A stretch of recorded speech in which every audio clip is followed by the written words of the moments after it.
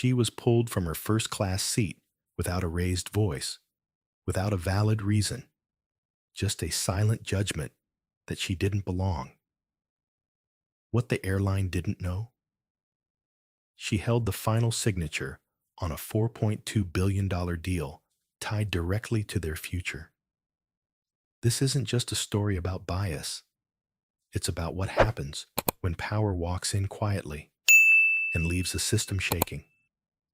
Subscribe now for stories that don't just speak truth, they shift the room. The morning air outside Chicago O'Hare International Airport was brisk, quietly unbothered by the tension brewing inside Terminal 3. At precisely 6:07 a.m., Delilah Graves stepped into the priority line for Flight 915 to San Francisco, holding a sleek leather passport case and a digital boarding pass clearly marked Seat 1A, First Class. She didn't look hurried or anxious. In fact, she moved with a calm so practiced it unsettled people. Her outfit was modest: black blazer, dark denim, low-heeled boots. No designer labels in sight. No diamond-studded carry-on. Just a neatly packed laptop bag, a quiet grace, and the kind of poise that made some people pause, but not in admiration, in confusion. The woman at the counter, hair pinned, lipstick sharp, offered the usual corporate smile until her eyes scanned the boarding pass, and then, without warning, tensed. "I'm sorry, ma'am. This lane is reserved for executive or first-class travelers." Delilah lifted her chin slightly, her voice steady. "It is. That's me." There was no attitude in her tone, only clarity. But clarity often made people uncomfortable, especially when it came from someone like her, a black woman, alone, youngish, but not too young, confident, but not flashy, and most importantly, in a space society rarely expected her to occupy without question. The agent gave a thin smile, the kind that said, "Let's just double-check, shall we?" What followed wasn't surprising. It never was anymore. Two security personnel, one with a clipboard, the other with a walkie, approached within moments. Not rushed, just assertive. Delilah hadn't raised her voice, hadn't made a scene. She hadn't even crossed the velvet rope. But that didn't matter. What mattered was that she had dared to take up space in a line that wasn't supposed to be hers. "Ma'am, can we speak with you for a moment?" one of them said. Delilah paused. The terminal didn't. Passengers kept moving around her like she was a misplaced object. Visible, inconvenient, but not worth stopping for. She could feel the stares behind her. Not angry, not even curious, just expectant, like they already knew how this ended. "Is there a problem with my ticket?" she asked, keeping her posture calm, shoulders squared. "No, ma'am," the taller officer replied. "We just need to verify some details." A weak explanation, offered with strong body language. They led her to a nearby podium, just far enough from the line to ensure she wouldn't be in anyone's view, but close enough for whispers to spread. Behind her, a man in a navy suit strolled to the counter, scanned his boarding pass without a word, and walked straight through to pre-boarding. No ID check, no hesitation, no raised eyebrows. The same line, the same gate, a different shade of assumption. Back at the podium, the security officer pulled up her information. It matched. The name, the seat, the credentials. Everything was in order. But he still lingered. Still looked as though he was waiting for the system to tell him something more. Something that could explain the discomfort her presence caused. Delilah said nothing, because she had learned, long ago, that silence was sometimes the sharpest response. After a few long moments, they let her go. No apology, no acknowledgement of the delay. Just a quiet nod. as if they had done her a favor. She walked back to the gate. The gate agent, now clearly aware that her assumption had unraveled, still didn't offer an apology. Instead, she handed back the scanned boarding pass and said, "Enjoy your flight," with a clipped edge to her voice, like courtesy was a chore. Delilah didn't flinch. She nodded, walked past the line, and boarded the aircraft like she had a right to be there. Because she did. She took her seat, 1A, window side. The cabin smelled of citrus and leather. A flight attendant offered a polite smile, then hesitated. "Can I take your coat?" Delilah handed it over, then sat down, placing her black bag under the seat and removing a slim envelope from the side pocket. She set it in her lap, lightly running her fingers over the gold seal. Her expression was unreadable, still, focused. She had no intention of eating the airline breakfast. She didn't want a mimosa or a hot towel. What she wanted was already in motion, long before she stepped into this terminal. They thought they had questioned her ticket, but what they had really questioned was her place in this world. And what they didn't know, what they couldn't possibly imagine, was that the woman they tried to quietly remove from first class was the silent executor of a $4 billion equity package tied directly to the parent company of the very airline she was flying. She wasn't a passenger. She was a test. 3 years ago, Delilah had been named the final authority on an equity trust fund established by her late grandmother, one of the first black women to sit on the board of a Fortune 100 transportation firm. Delilah was a strategist, a private partner in a discreet firm, and today she wasn't flying for leisure. She was flying for confirmation, to see the system up close, to document what still lingered under polished smiles and corporate slogans about inclusive skies. The boarding pass hadn't been a formality. It had been a question, and everyone around her had just answered it. The plane had barely reached cruising altitude when the atmosphere around Delilah began to change. It wasn't loud. It wasn't hostile. But it was deliberate, subtle, like the turning of a thermostat, dialed just enough to chill. She noticed it first in the way the flight attendant avoided eye contact when delivering service to the rows around her. Row 1, row 3, row 4, but not her. Not seat 1, A. Then came the water bottles, handed to every other first-class passenger with a folded napkin and a smile. Her seat was skipped without a glance. Delilah remained still. She didn't clear her throat, didn't raise a hand. She had learned long ago that power didn't always come from demanding a tray table be wiped or a drink be delivered. Real power was the ability to make a room uncomfortable just by not leaving it. 20 minutes in, a young woman, tan uniform, sleek bun, walked past her row with the beverage cart. Her name tag read, K. Huxley.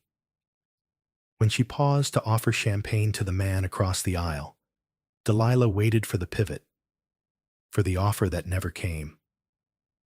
When she finally spoke, her voice was even.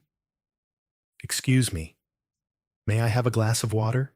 Huxley blinked, momentarily startled, as if Delilah had spoken out of turn in a silent movie. She recovered quickly, though her tone was clipped. "Oh, sure. Just a moment." A full 10 minutes passed. No water came. Delilah wasn't surprised. This wasn't about the beverage. It was about gatekeeping. Not the kind that blocks a door, but the kind that stands at it, asking questions it doesn't ask anyone else. It happened in airports, boardrooms, boutiques.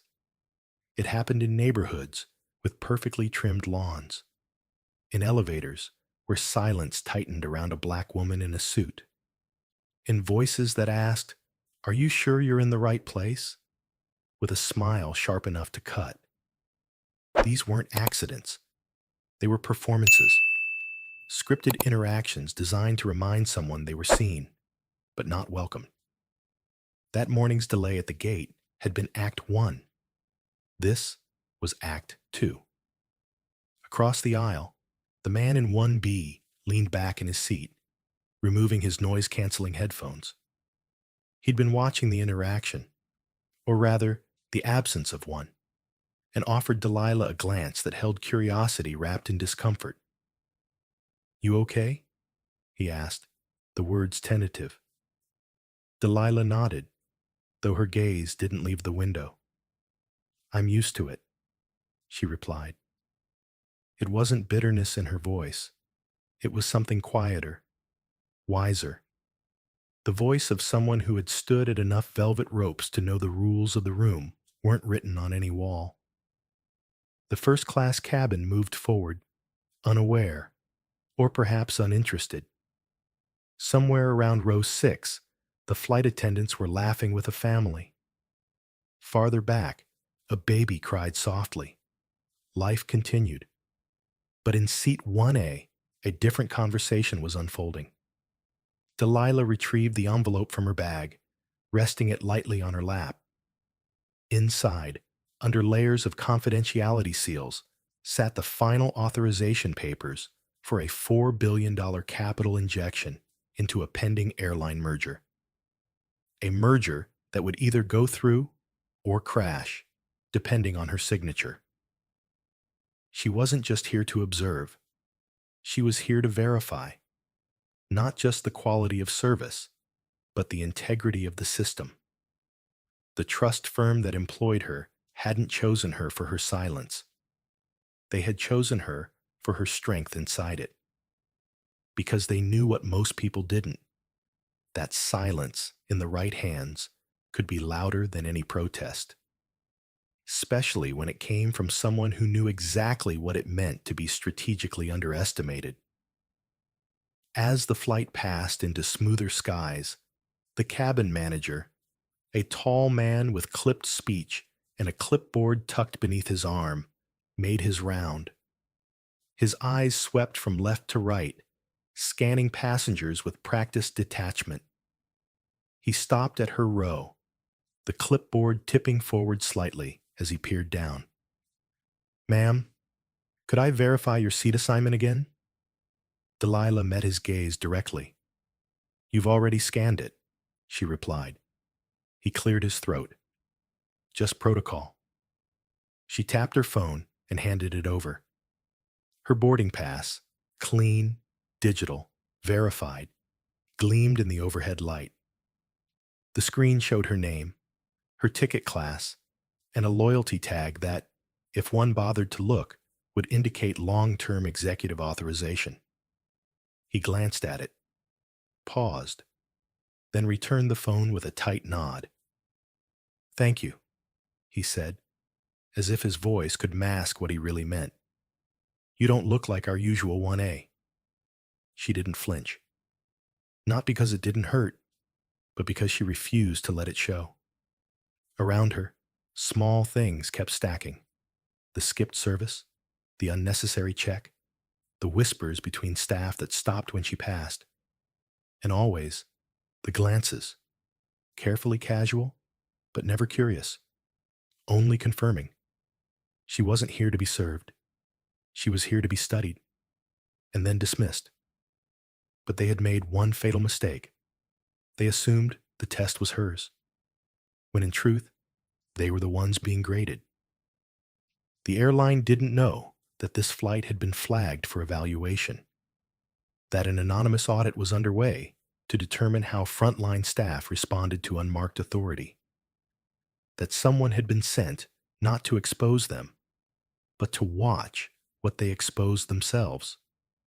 Delilah's entire role in the trust was to ensure that the merger only benefited organizations aligned with ethical business practice. That included their treatment of employees, of customers, and of people they didn't recognize as powerful. They had failed all three. By the time the plane began its descent into San Francisco, the folder on Delilah's lap felt heavier than it had been hours ago. Because now, it wasn't just a contract, it was a mirror. And the reflection wasn't pretty. San Francisco International Airport buzzed with its usual rhythm: rolling suitcases, muffled announcements, and the steady hum of travelers caught between destinations. But somewhere beyond Gate A14, beneath the glow of overhead LEDs and polished tiles, a different kind of energy was building. Delilah Graves walked calmly through the terminal, envelope tucked inside her worn leather tote, her pace measured and gaze unshaken. From the outside, she looked like any other traveler, a woman alone, composed but unremarkable. But inside her tote sat the power to shake the very company that had just tried to quietly diminish her. It had been less than 15 minutes since the plane landed. 15 minutes since the gate agents subtly redirected their attention elsewhere. 15 minutes since no one from the cabin crew offered a departing word. But Delilah wasn't here for courtesy. She was here for truth. And the airline had just offered it to her, unfiltered. At the baggage claim, her name was called out over the PA. Passenger Delilah Graves, please report to Oversight Services, room B17. The message was polite, formal, but the subtext was unmistakable. They knew. Someone had reviewed the flight logs. Someone had seen the irregular documentation. Someone had flagged a woman they didn't understand.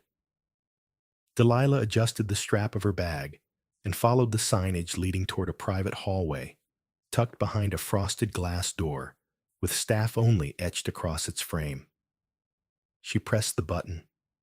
The door clicked. A man in a navy blazer, early 40s, clipped speech, tight smile, stood waiting beside a large touchscreen monitor. His badge read, Nathan Voss, Compliance and Passenger Relations. Ms. Graves, he said, thank you for taking a moment to speak with us. I wasn't given much of a choice, Delilah replied evenly. Voss blinked, smile faltering, then gestured toward a small conference room outfitted with 2 chairs, a desk, and a muted television playing silent footage of gate activity. We've had a few questions regarding your experience on board Flight 2039. Delilah sat, placing her tote, envelope still inside, firmly on the table. What kind of questions? Voss cleared his throat. There were multiple notations on your profile mid-flight. Several crew members raised concern over your behavior. My behavior? She asked, raising an eyebrow. Yes, Voss continued, his tone rehearsed. The internal log includes terms like unresponsive, non-participative, and disruptive to service flow. Delilah didn't laugh, but something in her expression shifted, like the wind before a storm. You mean I asked for water, twice, and didn't apologize for existing in seat 1? Ma'am, we don't base reports on assumptions, he said, holding firm. No, Delilah replied. You base them on perception. Which is exactly the problem. She opened her tote and placed the envelope on the table. This time, she slid it across to him. Voss didn't move immediately. He looked down, seeing the seal, the insignia, the faint shimmer of authority that didn't need to announce itself. Delilah leaned forward slightly. Inside that envelope is a final authorization tied to a $4.2 billion investment. One of your airline's 3 largest pending merger deals is contingent on it. And as of this morning, I was instructed by Eastbridge Financial to complete a quiet compliance verification as part of a last-stage audit. Voss froze. Delilah continued, voice low but unwavering. I wasn't here as a customer. I was here as a verifier. And what I experienced, what your team wrote down, isn't just bias. It's operational liability. Voss looked like he had been punched in the chest. We, we weren't informed. You weren't supposed to be, she interrupted. That's the entire point. The trust needed to know who you really are when you think no one's watching. And now we do. Silence flooded the room. A U5. Delilah sat back, crossing her arms. You see, Mr. Voss, you assumed I didn't belong, that my silence was weakness, that I wasn't worth the full glass of wine or the warm towel, that I wouldn't notice when the cabin manager checked my credentials twice while calling every man around me sir with a smile. Voss swallowed hard. Delilah reached for her phone. She tapped once. The screen lit up. Live footage began playing. From the aircraft cabin, from the gate check, from onboard comms synced with audio, all pulled from the airline's internal surveillance systems. Wait, how do you... Access was granted through a protected channel the moment your team reclassified my boarding mid-flight. Every deviation from protocol, every internal flag, every smirk, every skip gesture of hospitality, it's all here. She looked up, eyes sharp, but calm. This isn't just about me, Mr. Voss. It's about every passenger you've ever quietly mistreated. Every black woman who sat quietly in a seat she earned, only to be treated like an imposter. Every person you looked through because they didn't fit your idea of premium. Voss stood up, his hands slightly shaking. I'll need to call legal. No, Delilah said, standing as well. You'll need to call your CEO. She gathered her envelope and phone, placing both back into her tote. You pulled the wrong person off that flight, Mr. Voss. And now, your company will find out just how expensive assumptions can be. As she turned to leave, she paused at the door. Next time someone walks onto your aircraft with confidence and silence, don't assume she's lost. Assume she owns the silence. And then she was gone. Out into the concourse, back into the crowd. But this time, every step she took echoed with consequence. Behind her, calls were made, reports opened, faces paled, and somewhere in a tall office overlooking the runway, a CEO reached for a red phone labeled Genesis Stakeholder Line. Because Delilah Graves didn't just walk off a plane, she walked into a moment they would never forget. The ripple didn't start with a press release. It started with a silence. Not the polite kind whispered over intercoms or the practiced hush of corporate boardrooms. This was a heavy silence. The kind that falls over people when they realize they've been watched while they weren't pretending. The kind that settles over glass towers when a single decision, once believed invisible, comes roaring back in full view. At exactly 9:31 a.m., HavenJet Airline's internal compliance alert system lit up like a runway in fog. Stakeholder protocol breach, level 3, classification, active. 2 minutes later, that same alert reached the office of CEO Martin Bellamy, who had just taken his second espresso shot of the morning and was prepping for a quarterly earnings call. The moment he saw the words, Stakeholder Identity Activated, Graves, Delilah, he stood so fast, his chair toppled backward. He knew the name. Everyone in leadership did. Delilah Graves wasn't a public figure. She didn't need to be. Her influence came in sealed documents, silent votes, and closed-door authorizations. She was the final executor on a $4.2 billion trust overseeing a three-way merger involving HavenJet, Aerostar, and Eastbridge Holdings. Her signature alone could greenlight or obliterate the entire deal, and they had just pulled her off a flight. Martin didn't need to ask why. He already knew. Downstairs, at the airline's San Francisco terminal, chaos was quietly erupting. Word had reached the tarmac, the executive suite, and, most devastatingly, the compliance division. Every employee involved in Flight 2039 was being summoned, not with reprimands, with audits. The system had recorded everything. From the gate agent, who never looked up at Delilah's boarding pass, to the flight attendant, who skipped her twice during service, to the supervisor who tried to reassign her seat in the name of weight balance. They all made choices. And now, the weight of those choices had returned like gravity.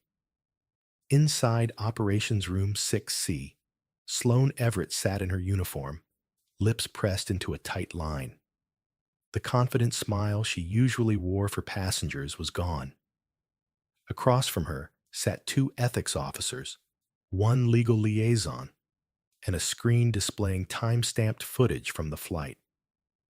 They watched the skipped service, the delay in meal distribution, the whispered comments from the crew's comms.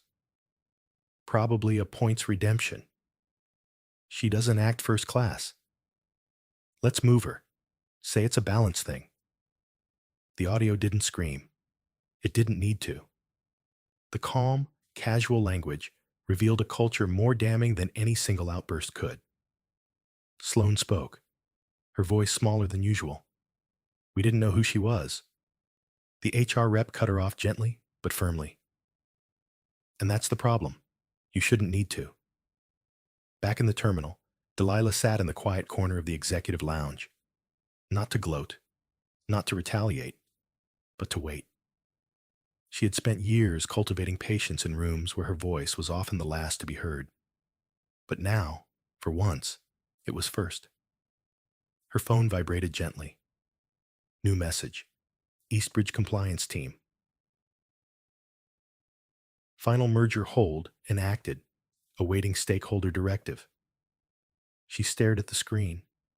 The fate of one of the nation's largest airline transactions was now hers to decide, not out of vengeance, but from clarity. Because the people who thought they could define her with a glance had just taught the world why they never should have tried. In New York City, a boardroom 3,000 miles away from the incident buzzed with movement. HavenJet's senior financial strategist, Amanda LeClaire, looked at the flashing red indicator on her screen and cursed under her breath. Jesus. She triggered it. What do you mean? One VP asked. I mean, the woman we dismissed just put our merger into cardiac arrest. Across the table, the room fell into stunned silence.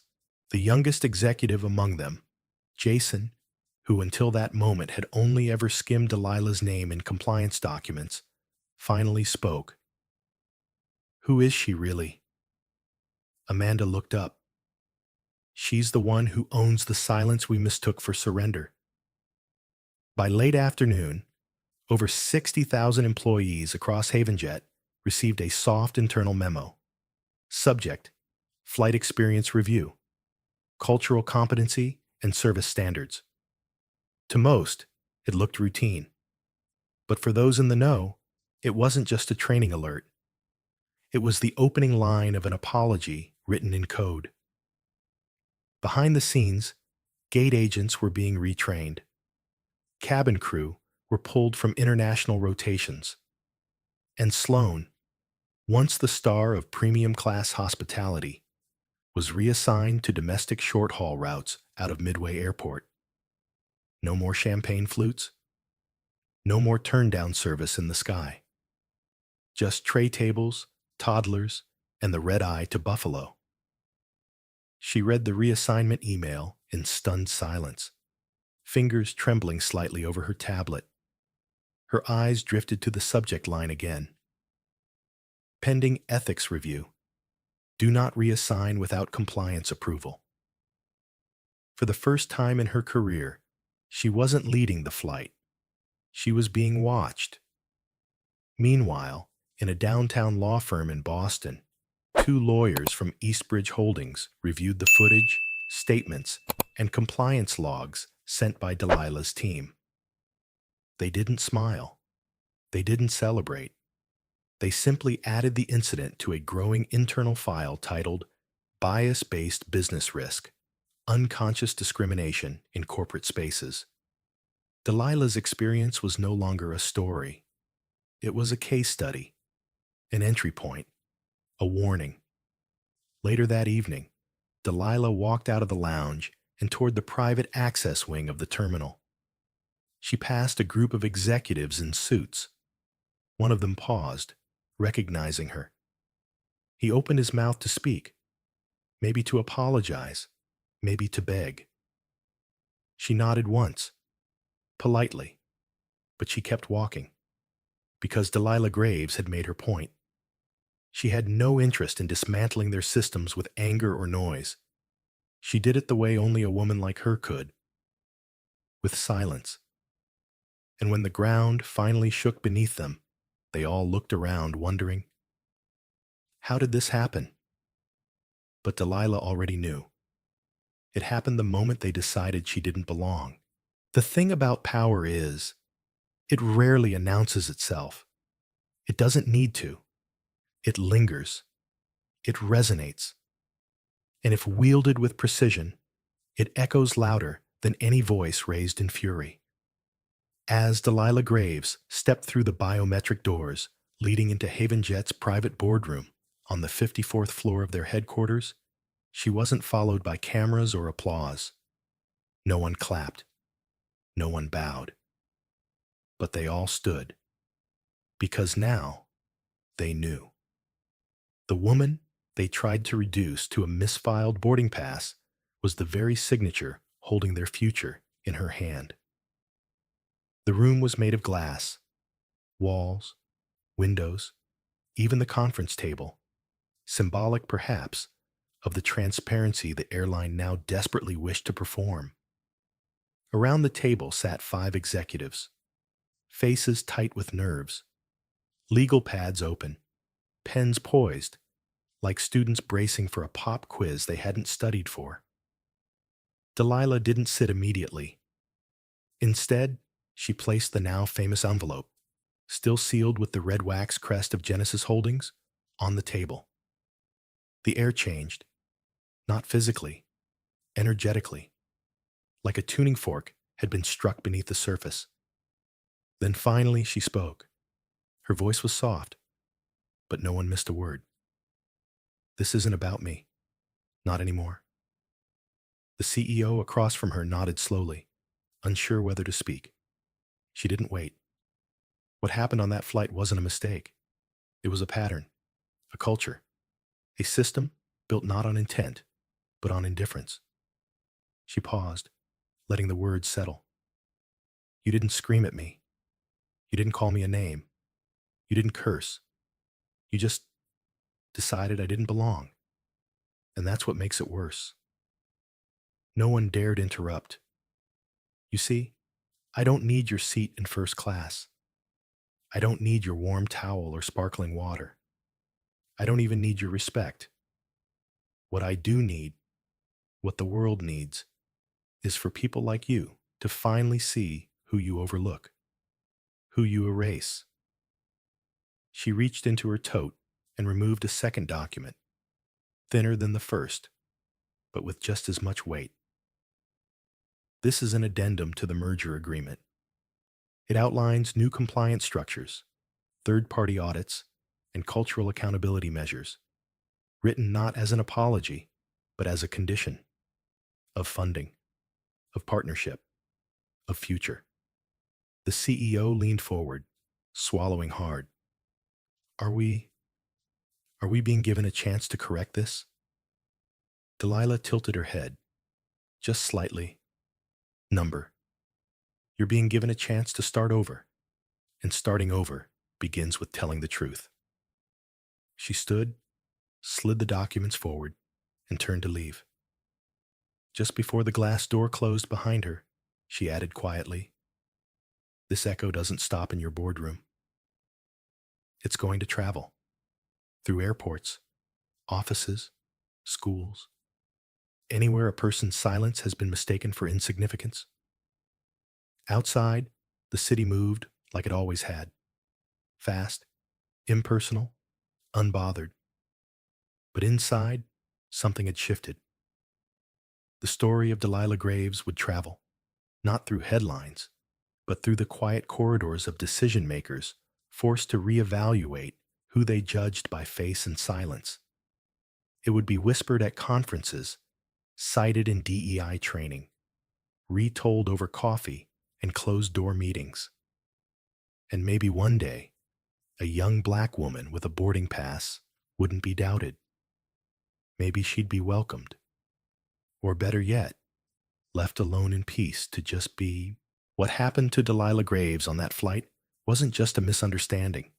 It was a mirror. A mirror held up to a system that still, in so many ways, runs on quiet prejudice, on the unchecked biases that never scream, never curse, but silently deny. A boarding pass was questioned, not because it was invalid, but because the woman holding it didn't fit someone's idea of what power should look like. She didn't shout. She didn't fight back in the way they expected. Instead, she watched. She waited. She let them reveal themselves. And when it was time, she let the truth speak. Not with noise, but with consequences.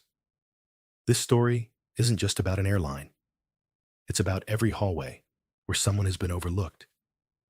Every classroom where a child has been underestimated. Every boardroom where a qualified voice was silenced before it ever got to speak. We live in a world where people still carry assumptions heavier than facts, where calmness is mistaken for submission, where professionalism is demanded from the oppressed, but not required from the ones who do the oppressing. But Delilah's story teaches us something else. It teaches us that true strength doesn't need to perform. It doesn't beg for recognition. It doesn't need to shout to be heard. True strength walks into a system designed to erase it and makes that system remember its name. The real power was never in the ticket. The most powerful part of Delilah's story is this. She didn't buy a seat to feel important. She bought it to remind a system that power doesn't need to look like a business suit or speak in polished legalese. Sometimes it wears sneakers. Sometimes it rides in silence. And sometimes it speaks last because it knows the echo will be louder than the noise. So the next time someone like Delilah steps onto a plane, a stage, a panel, or a platform, remember, they might be carrying more than a bag. They might be carrying the future. If this story made you pause, if it stirred something inside you, if it reminded you of someone who's ever been doubted, dismissed, or diminished, then carry this story with you. Share it. Speak about it. Use it as a compass in how you see others and how you show up for yourself. Because the quiet ones, they're not so quiet anymore. They've just been waiting for the right time to speak in a language everyone understands. Action. Join us for more stories that matter. This isn't just a story. It's a movement to tell the stories that often go unheard, to shine light in the places most people ignore, to remind the world that dignity isn't a luxury, it's a right. If you believe in that, subscribe to this channel, like this video, and share it with someone who still believes justice should only speak in loud voices, because the next story we tell might be the one you've been waiting to hear, and we'll be right here, ready to tell it.